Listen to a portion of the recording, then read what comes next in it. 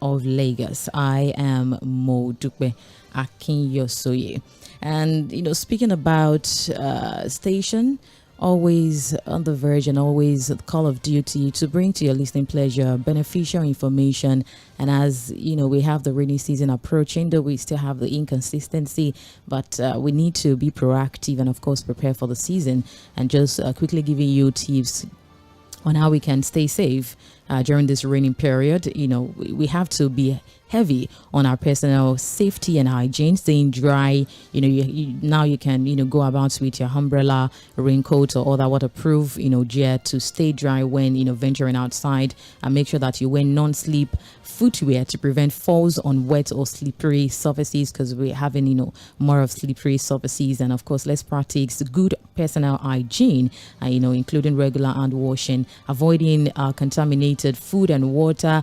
Please, let's be cautious, and also using mosquito repellent to protect ourselves from mosquito bite, because this season stagnant water during the rainy season can be breeding ground for mosquitoes. And for those that will be driving, please let's make sure to drive carefully and be very extra cautious when driving during rainy season, avoiding flooded areas, and also maintaining our vehicle, making sure that our vehicle are in good working condition, especially the brakes and the tires, to handle wet road conditions, and making sure that our environment and our home are very clean, having clean surroundings. Please, let's keep our surroundings quite clean.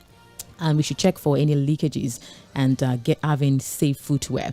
All right, you're welcome once again, Trends in the Papers. And as it's a call of an interesting duty for us to, unwrap, unveil, diverge, unleash, analyze, and reiterate issues, situation, and most especially, vital and paramount information for your listening advantage. And on that note, I welcome you on board once again to the last edition of Trends in the Papers for the week, where, we pay prompt attention to trending issues as it breaks and as they find their ways to the front pages of our newspapers, with brief dissecting and analysis by Said Fawad.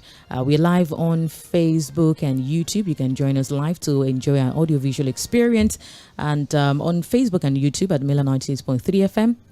You can as well listen via Radio Garden, and also listen via our website www.milanfm.com. We have Said Fawad on the other side to be giving us, a perspective and analysis to the major stories we have appearing on the front pages of our newspapers this beautiful morning. Good morning, Fawad Said.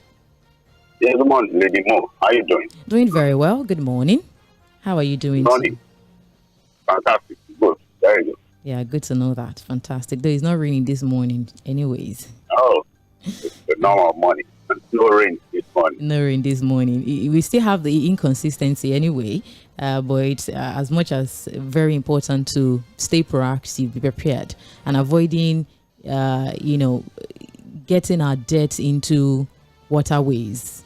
And, All right, for what side? Let's get into the business of the day this morning. Let's start from the agony and the difficulty in navigating. Here from the Guardian newspaper, I'll pick the Guardian newspaper this morning first, as Lagos State government and Umahi apologizes, rounded to a halt due to repairs of the Independence Bridge. The Minister of Works, David Umahi, yesterday apologized for the discomfort, and it was discomfort might even be an understatement. Was having conversation with a friend of mine as well. She had to get home that day after 3.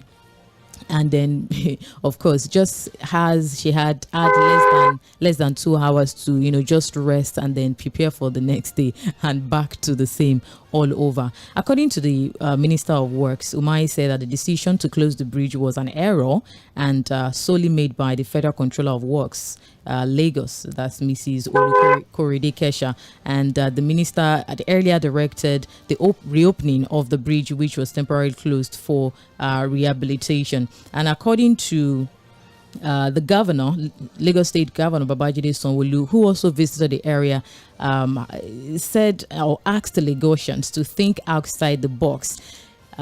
Quoting him now, he said, "Work remotely to ease the traffic and prevent all of us from, coming out. We are thinking of another alternative. We are going to break many things, but we don't know if that would be fully effective, and we will consider the effect of counterflow in the next 2 days. Just to give insights to that, I have a soundbite of what the governor said about that during the visitation. Just want us to listen to that, and then you give your thought about that moving forward, because really it has been like a challenge, difficulty really navigating, especially like you analyzed earlier this week when we had the closure of the Independence Bridge and the difficulty people had to face on that road and terminal. We'll be back shortly. This is the voice of the governor of Lagos State. I taking time to explain what led to it. It's not a message. It's a solution that we're about. Yesterday is past. It's really how do we ensure that it doesn't happen today, next tomorrow, and next one. And that's why I'm out here in the morning to come and see things for myself and to explain, take responsibility, apologize, but let us now be able to move forward. This was intended to solve a disaster that will happen at some point. Like I said, they've had this contract for over 3 years. We've been managing the bridge underneath the water. They've had it for a long time, but like I said, there is never a best time to solve a difficult problem like this. Anytime you do it, it will be discomfort. But let's bite the bullet. Let's work together as a citizen, and we'll all come out, of this better. Yes. The Honourable Minister of Works put out a message late last night, early this morning, saying that the bridge should be reopened immediately, and that almost caused some confusion across Lagos, because on getting here, like we can clearly see, that's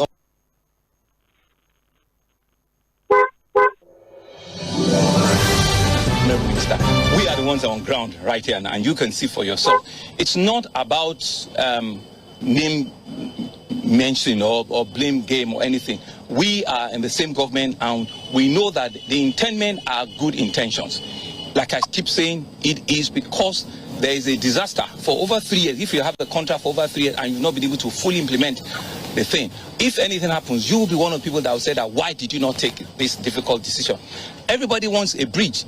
Nobody wants it in front of his house.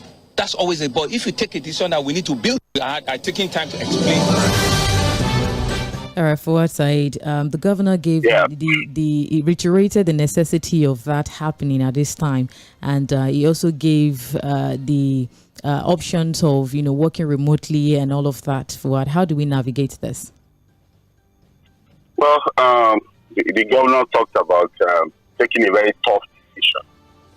We understand that when it comes to the safety of lives and property, certainly when you have a bridge that maybe some defect has been identified years back, there's been a contract awarded over 3 years ago. We would expect that at the point when a decision is to be taken, the planning should be good. The information should be proper. Lagosians should have been well prepared, well informed. Yes, there was an announcement before the closure of the bridge, but it was not adequate. It was an inadequate announcement. And from what eventually happened when the bridge was closed, it was clear, very clear that the planning was poorly done. The mobilization, for example, for traffic officers, police officers, whatever the governor is saying now could have been communicated earlier to Lagosians, if you understand what I'm saying. And that's why you could see that the planning, because of the poor planning itself, the Minister of Works was not even aware that the bridge was to be closed. If you understand, because the minister said, he said he was, sorry? I said according to him, because some school of thought had said that that's just damage control kind of approach. I don't think it's damage control. It's look, again, when we talk about synergy, coordination, proper planning, we've always found this in the way our government operates. The operations of government have shown that sometimes the level of coordination you expect at that level, you don't get it. Because if the minister has come public to say that, look, it was a decision taken solely by the controller of works, and that he was not aware. He even talked about going forward, giving punitive measures to controller of works or leaders of the institution who take decision without informing him. So, but again, we have to, like the governor said, we have to move on with our life. He has apologized, and I think that we just have to see how it goes. He has talked about people thinking out of the box. Well, there's nothing we can do, really. I would expect that employers would also now look at the reality of their workers. Because if you have to put a worker through 4 or 5 hours of traffic, I don't know how effective that worker will be when they get to work. They didn't know. And then you have to make them return home, also spending 3, 4, 5 hours in traffic. You're not going to get the best out of those workers. So for non-essential workers, for workers who can work remotely, a combination of hybrid kind of work at this time would help. I think the message is majorly for employers. And if you're also someone who does not have anything very, very important to do on the island at this time, I think it's just better to avoid that as a conflict, if you understand what I'm saying. Right. So it is what it is. In one of the reports, I think the Minister of Works was saying that it was going to remain in Lagos until the bridge is partially open on Sunday. Yes, the minister. The minister said. The Minister of Works, yes, David Umahi. It was going to remain in Lagos, and that there will be more like a partial opening, and then the construction can be done. Because again, I think the timeline given was 2 months. Yes. I don't know whether they want to reduce the timeline by speeding up the job, or they are still sticking to the 2-month standard. But whatever it is, because of safety, the reality of safety of lives and properties, it was important that the bridge had to be, maintained. The work had to be done. And I think we just have to learn to see how the Lagos State government will better mobilize traffic officers to ensure that the suffering that was seen on the first day is reduced to the barest minimum. What has to be done has to be done. But again, the governor must now know that Lagos is evolving. The population has exploded beyond imagination. That's why we're saying that projects like the Fourth Mainland Bridge that we have been talking about now for almost 2 decades, it should happen. Because what we've seen is that consistently, moving from Lagos Island to the mainland and all of that requires more connection across the lagoon. And that's why people have been talking about the need for also the Fourth Mainland Bridge, so that we are not all clogged on the 3 entry and exit points of Fourth Mainland Bridge, Carter Bridge, and then a whole bridge. There's a need to have the Fourth Mainland Bridge. Why not if we won't have a Fifth Mainland Bridge? But let us even get the Fourth Mainland Bridge. Very important for movement of persons in Lagos. So that's also a message to the governor. Please, let's have the Fourth Mainland Bridge. He has promised that it will happen in his tenure. But waiting to see that happen. All right. We also have reports from the Punch newspaper as well. It's also appearing on the front page of the Punch. Maximum tears. Lagos commuters grown as independent bridge closure bite harder. And the page 7 captures that very story. I'll pick back the Punch newspaper and let's quickly peruse the front page, and then we'll move back to the Guardian newspaper. From the Punch, we have the bigger headline right here. Speaking about the tariff from Trump, that Trump's tariff threatens $10 billion U.S. Nigeria trade. Now, according to an interview with the Punch, the national president of the Nigerian American Chamber of Commerce, Sheriff Balogun, had stated that since the inception of the African Growth and Opportunity Act in 2000, Nigeria had exported an estimated $277 billion worth of goods to the United States, with crude taking the majority. And of course, Nigeria's exports to the U.S. currently average between $10 billion and $12 billion annually, although it has been fluctuating in recent years, according to the U.S. and Nigerian trade data. And Trump actually had announced in a decision widely condemned by the EU, that's the European Union, and exporting nations, that countries seeking to sell goods to the U.S. would now definitely face taxes as high as 50%. And the announcement that which was made during the Make America Wealthy Again event in Rose Garden, had sparked and marked a dramatic shift from decades of free trade orthodoxy that had underpinned the global economy since the World War II. Now, he said that the new sweeping tariffs of at least 10% on all countries were part of a broader strategy aimed at rebalancing global trade and addressing perceived unfair trade practices. And according to his administration, that's Trump administration, the Nigeria imposes a 27% tariff on U.S. export, which is a disparity they claim has long been detrimental to American businesses and consumers. And it said that the higher tariffs were charged through currency manipulation and the trade barriers. And of course, the fallout of this, and even experts have even come out to give out and roll out the consequences of this. Now, the newly imposed 14% tariff by the U.S.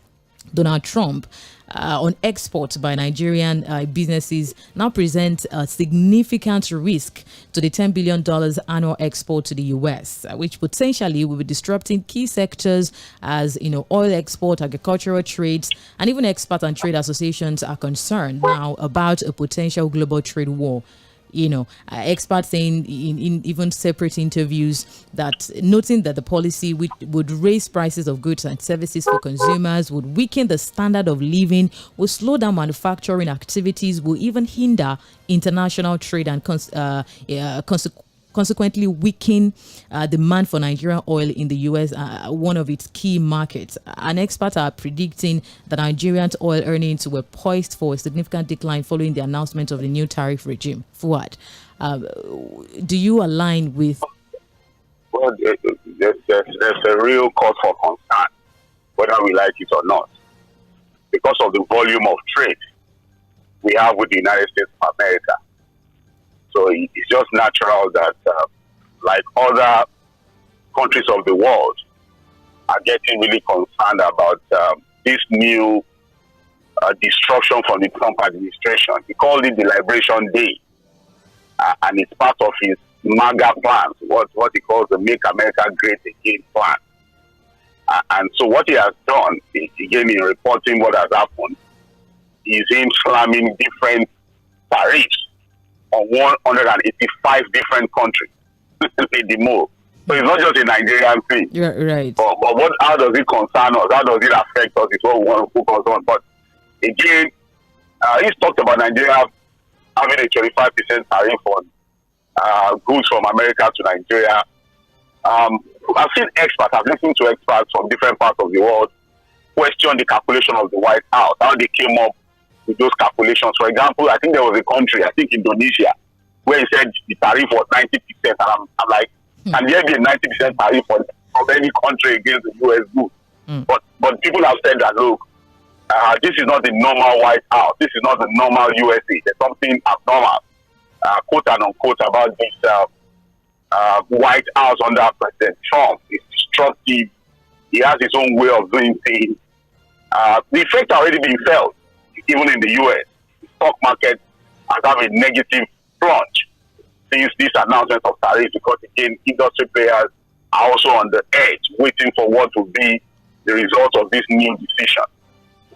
There's a scramble too by allies of the United States. The European Union is bitter, completely annoyed, from Germany to France, from France even to the UK. China has also said that, look, they will be looking at the measured response. The World Trade Organization is saying that, look, let's all remain calm. Retaliation is not going to help anybody. Experts even in the US are saying that, look, tariff in itself is a form of tax. It's not early days. Nobody knows what will happen yet. But on the case of Nigeria, Lady Mo, the reality is that, look, we have to now look at alternatives. I have to quickly check up on our trade relationship with the United States. And as of 2023, Lady Mo, Netherlands, Holland was our largest trading partner in terms of export, if you understand what I'm saying. And at that time, we're doing at about $8.17 billion. Sorry, we're doing about $1.7 billion. And that's about 12.5% of all total exports of Nigeria actually goes to Holland, what you call the Netherlands. The second largest trading partner in terms of exports of Nigeria after 2023 was Spain, followed by India and then the United States of America. So you can understand why it's important for us to pay attention to this new tariff from the United States of America. But again, it is what it is. Yes, maybe our earnings from crude oil sales to the U.S. will be affected, definitely. But again, there are other nations of the world that we have to begin to look into. That's why it's also very important that we solidify our relationship with the BRICS guys. Look at other friends. Look at China. Look at Far East Asia. Look at Europe. Because now everybody is looking for friends when it comes to international trade and partnerships, and Nigeria must not be left out. It's important that our team of experts who are also advising the government begin to look at all of these options. Donald Trump does not look like a man who cares what happens to the other people. He has said it's all about America, America first, And it's also time that Nigeria should also think of Nigeria first and look for our friends without anybody dictating to us what to do. Well, Trump has actually framed, the tariff as part of a larger initiative, to protect American industries and even ensure that, other nations play by what he described as fair trade rules, declaring this. His calculations are questionable, Lady Mo. His calculations are clearly questionable. I have the entire chart. Again, how do you go into such a disruption, planning different tariffs on 185 different countries? This is not the best time for world trade anymore. It's highly disruptive. And again, this is a period that the United States would also have to learn to live with. Because again, when it comes to security partnerships, friends of the U.S., allies of the U.S. are questioning themselves whether this is an ally they can continue to trust. In terms of trade relationships, allies, friends, trade partners are also questioning themselves. Can we continue to trust the United States of America? Whether this will be counterproductive or help the U.S., time will tell. But again, there are questions as to what Trump thinks and what he's doing and how he intends to make America great again with some of these things. Well, we see how this move, threatens in measure Nigeria's export to the U.S., particularly petroleum goods, which is its major export product. Well, that very story on page 2 in the Punch newspaper. Trends in the papers on Mail on 98.3 FM, The Sound of Lagos. My name is Msoɪᴜ this morning. Join us on Facebook and YouTube. Oh, mine. All right. We'll do well too, regardless of your location, and as well on our website, via our website. Hey, customer. You can as much enjoy our content right there and join the conversation at www.mainlandfm.com. That's the number to call. Still with the Punch newspaper, we have the story with the ex-NYC Director General that actually had regained freedom after 56 days of captivity from kidnappers. Now, the former DG of the National Youth Service Corps, Maharazu Chiga, who regained freedom from kidnappers then, that was on Wednesday, 2 days ago, after being held for 56 days, now is now recounting his harrowing experience in captivity, which revealing that hyenas surrounding him and other hostages a day before the release. He was abducted. Recall that he was abducted in February 5, 2025 from his hometown in Tẓga in the Bakuri local government area of Katsina State. And when he was speaking yesterday during the handover of 19 rescued victims to their families. All right, Taid Fuad, I have you back. Yes, I'm here. All right, thank you. Thank you for joining. I'm relating how the released former DG of National Youth Service Corps, Tżga, after he regained freedom from the kidnappers, then being held captive for 56 days, and he was recounting his experience during captivity, saying that he was surrounded by hyenas and other hostages a day before their release, and he was adding that the hostages frequently encountered snakes, scorpions while in captivity, describing how the kidnappers used high-profile captives as human shields during aerial attacks. Also recounted a particular chilling experience which led to the break into his house using explosive. He also disclosed that the kidnappers feared aircraft more than they feared God, describing the harsh conditions in captivity. He revealed that they were given food only once in a week and had to survive on tuwo dawa. That's the delicacy there. And he emphasized the importance of collective security efforts, stating that we should not sit down and believe that the government can do it alone, that we need to constantly stressing that they are not magicians but rely on good information to act effectively. For what? Sometimes when you listen to this, you probably just wonder, definitely not giving prominence to jungle justice or doing what is not right, putting the laws into your hands. But there are some incidences. This is not definitely the first time we have issues of kidnappers and even the victims sharing their experience in the kidnappers then during. How else can we defend ourselves as citizens? What are the way forward?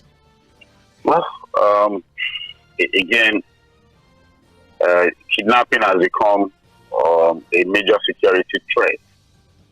And I don't think the government is doing enough, really, or has a complete handle of the matter. Because a lot of times when kidnapped victims come to talk about their experiences from the kidnappers then, it's always a story of they were released, not necessarily rescued. Right. So, because there's a difference between being released and being rescued. And rescued.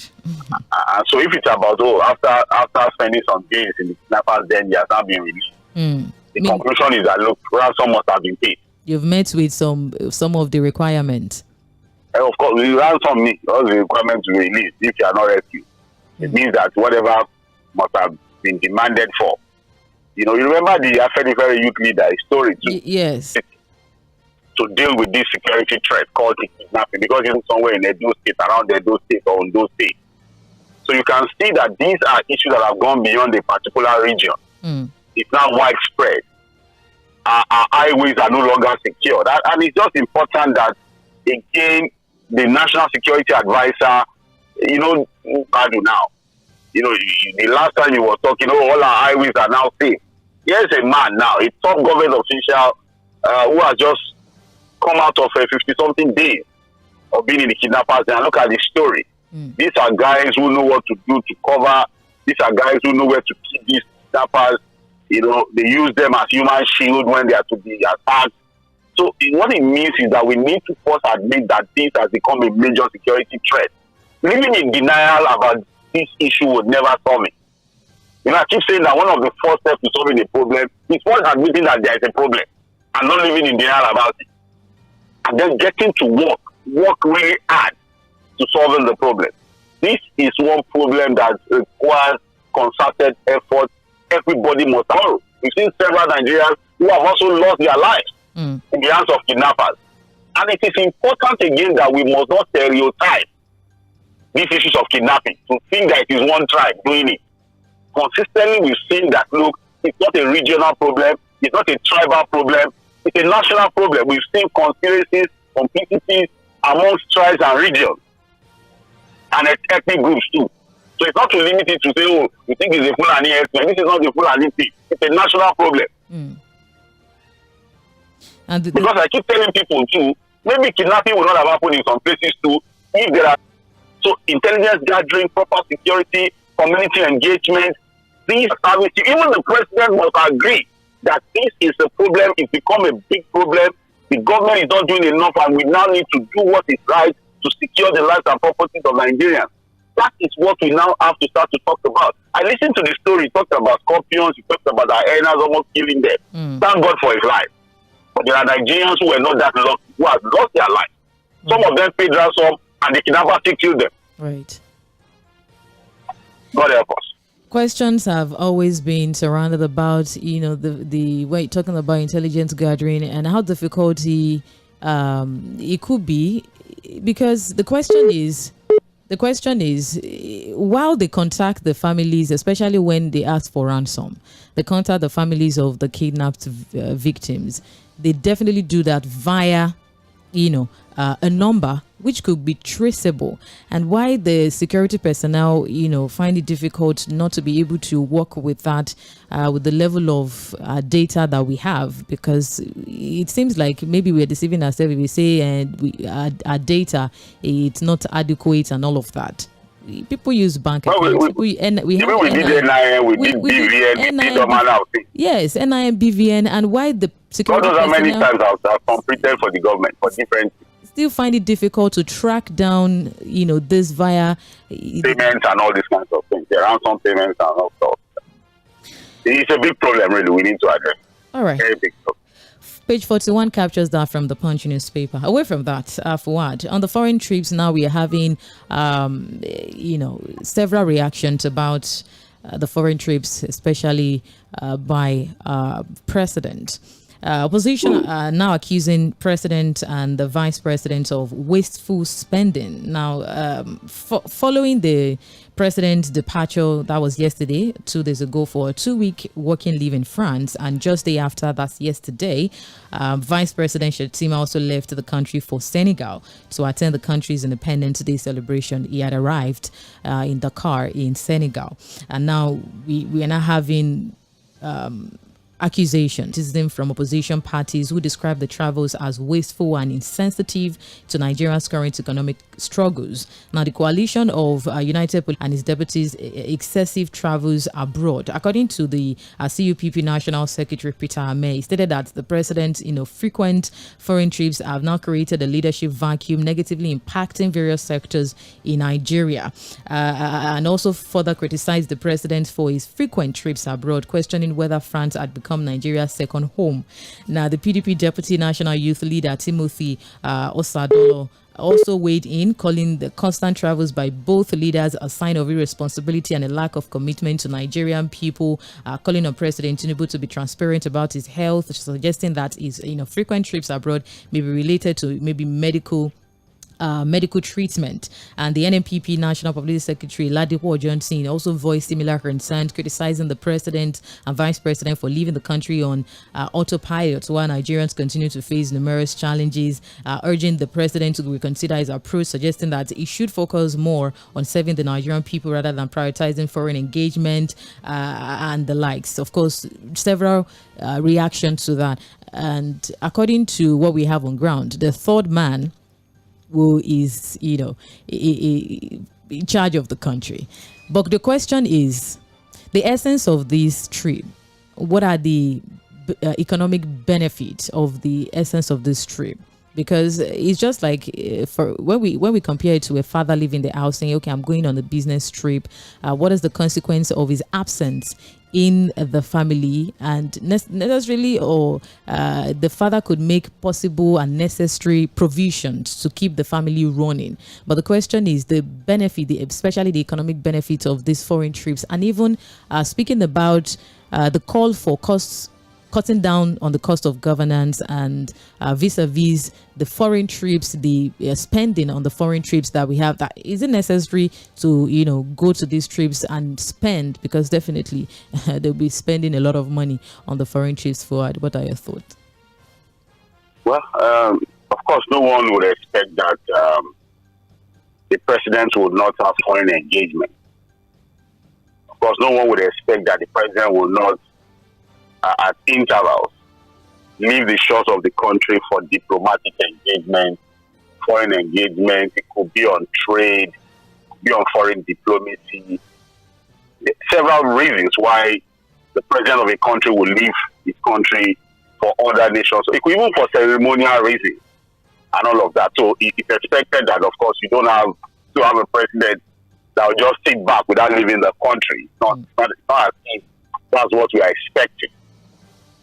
But the reality is that when it becomes one too many, when it becomes too frequent, then it's a report that the head of the political desk of the Guardian newspaper, and they've captured it very well, of course, in his own Sentinel News NG platform. His platform. And what they have there is that, look, to France, we are not talking about the other nations of the world. You understand? But to France particularly, that's why, again, there are a lot of questions around this frequent trip of Mr. President to France particularly. Under Buhari, it was the UK. It was always the UK. But to France, the calculation is that this particular trip is the sixth time. Yeah, sixth trip. The sixth time Mr. President will be going to France since he assumed office in May 29, 2023. So in less than 2 years, to France alone, no, not to other countries of the world, though, that data will come to that. But to France alone, this is the sixth time that Mr. President has gone to France. And if you calculate the entire time he has spent in France, I think it amounts to about 51 days. In France alone, on the aggregate to other nations of the world, we can put all of that together. And if you sum all of that together, you understand why it is very important for us to begin to ask some questions as France become another headquarters of governance in Nigeria. Is what is happening in France. Why is France so important to Mr. President that he has to make this frequent visit? The information from the presidency is not adding up. It's not even helping anything. It's obvious that there are more to Mr. President's visit. On the basis of common sense, you will know that Mr. President cannot be frequenting France to the point that only France alone is done there 6 times and has stayed in that country for 51 days. If you add these 2 weeks to it, you know how many days it will be. It cannot just be for working visit. Again, if you look at the last press release of Bayo Onanuga, he talked about the fact that the president will use the opportunity to reflect, to assess his performance. Look, whatever is in that press release can be done here in Nigeria. It doesn't have to be in France. And for people who are saying that, look, this could well just have been medical tourism. Oh, maybe there's something Mr. President has to see doctors regularly for in France. And the question is, why should there be anything hidden about that? Why is anybody, if that is true, I'm not saying it is true, because somebody has told us that. Remember there was a time too that videos surfaced of him coming out of a hospital in France or in the UK or something. But what we are saying is that, look, if it was for medical reason, and there are timelines given to the president for him to come and see his doctor at intervals, why do we have to hide that information? Simple basis of common sense. It is clear that this visit to France cannot just be a working visit. There are more to it than what is being told to us by the presidency. What it is, we don't know. But again, you need to now ask yourself, can we count the cost? What is it costing Nigerians? If you understand what I'm saying.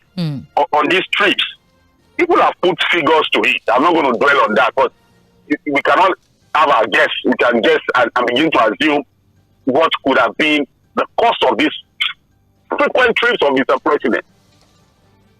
We've just been talking about France alone. To other nations of the world, God knows how much he spent. You know, flying his presidential jet, maintaining it, the obstacles that has to come with his backroom staff, the fact that, look, a lot of politicians when he's outside the country too would have to find their way there to have different discussions with him. Let's ask ourselves, what are we putting into this? In consonance with what the government is telling us, that there's no money, this is time to manage. How are we able to afford this level of luxury and frivolity, quote and unquote? Because again, you ask me about what the economic benefits are. I don't know. The government would have to tell us what the economic benefits are.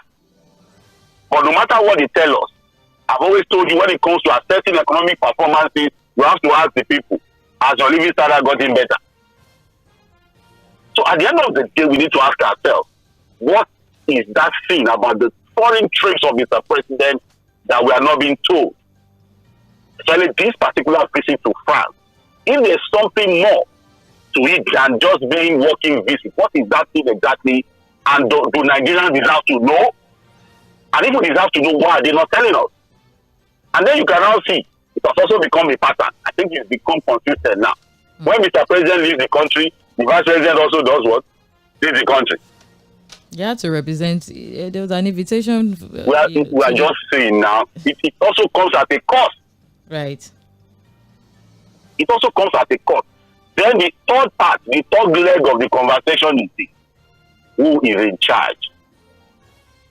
Yes, the presidency has said that while Mr. President is in France, he will still be doing his work. The president will still be in charge. He'll be coordinating with his ministers and backroom staff, and there's not going to be any fact. In reality, does that make a lot of sense? Even when you're on ground, we know how complex the Nigerian situation is. We know how difficult the nation Nigeria can be in terms of governance. And you could be so even when you're on ground, are you sure that that can be done on where you are not always in the country? That's the issue, Fuad. You could be present and not do the needful. You could be absent and still order, give directive to do the needful, and the needful will be done, and make sure that the needful are done. And you can give directive even at your absence, and then they do what they are meant to do, and then you fire whoever that is reluctant to do what is. When it comes to administration governance, there's what is called You have to be firmly on ground. I'm telling you, it's just what it is. Again, we need to ask ourselves, I don't know, maybe it's a very funny African countries where everybody knows exactly what the issues are. I've just told you, no matter what you say about giving instruction, full disclosure, we know what exactly the issues are. Maybe we'll not be raising this question, but I've just told you, it is concerning. There are questions as to why the president has to always visit France to the point where in less than 2 years, 1 year, 6 times, spend about 51 days alone in France. The cost is also very important for us to talk about.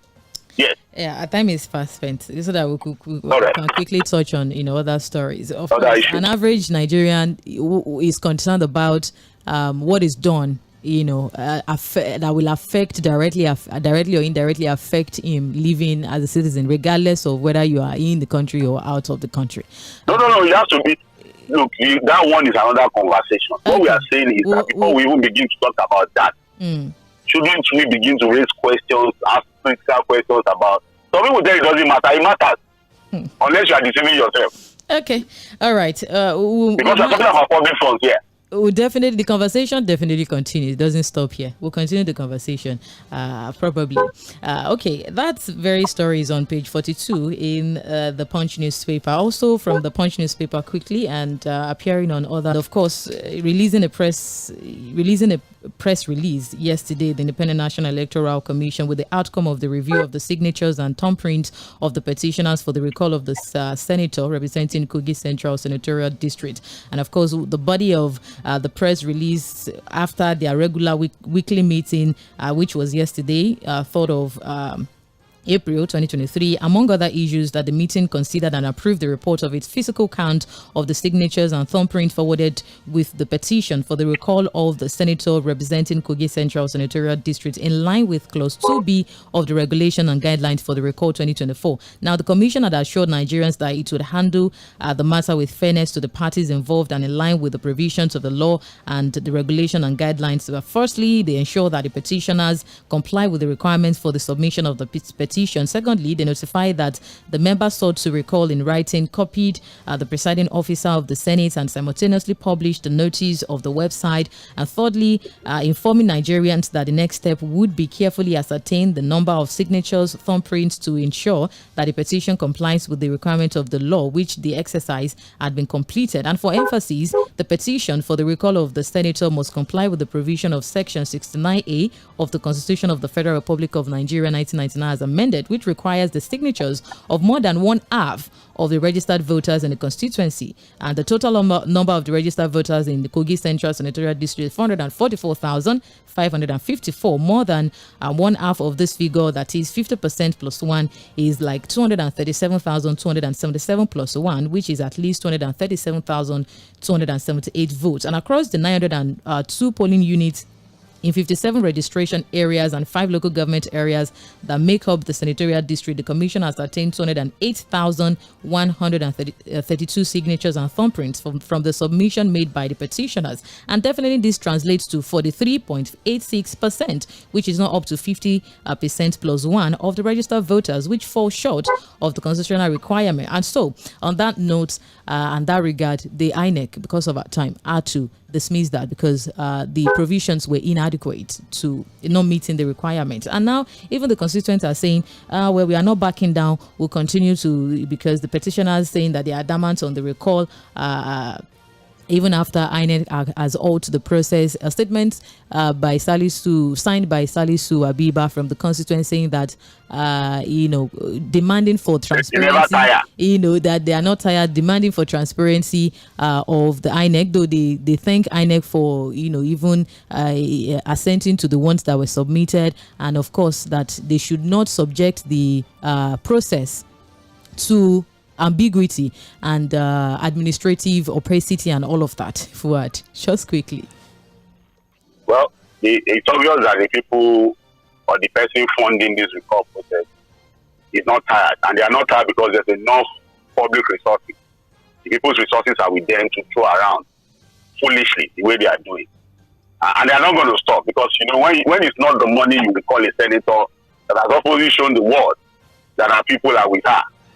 INEC, again, I said that, look, the recall process have not met the constitutional requirement. Because of our numbers now. You know, the first one was about signatures of the petitioners not being properly put together. Now, the calculation is that they've not been able to meet the 50 signatures are here. But you have to now go and verify. And there's a 90 days that you also have to do a referendum. The cost of even doing the entire recall process, according to INEC, is even more expensive than conducting the election itself. Because of time, I won't go too much into the details of what has been said or not said. Right. But again, it's obvious that these people who think the recall process must happen by force or by fire have enough resources to throw around foolishly. And I think they'll continue on their foolish start. It's within their right to do that anyway. But my own observation of what is going on is that these people have enough money to uselessly throw around. And it should continue. We'll see how it all ends. We'll definitely see how it all ends. We'll see if we can just take one or two, because I wish we could take more. Headline this morning, but helicopter talking about talking about, you know, she was being targeted with the, you know, the restriction in curfew restriction of movement on indigenous ship by marriage. Page 42 captures that, and also Oyo Titan security ahead of Alaafin Saturday coronation. Page 13. Senate to review tax reform bills after Easter. Page 42 as that maximum tiers Lagos. Okay, we took that already. And from The Guardian, quickly, we have how vandalism. Oh, I wish we talked about this. How vandalism and scavenging ruin critical assets and damage economy. An exclusive report from The Guardian, and also has the report on page 4 and 5 on The Guardian newspaper. Will Lagos ever tame excesses of its Agbero? That's on the editorial page, or page 12 of The Guardian newspaper. Fᴜᴜ Agbero in Lagos, yes.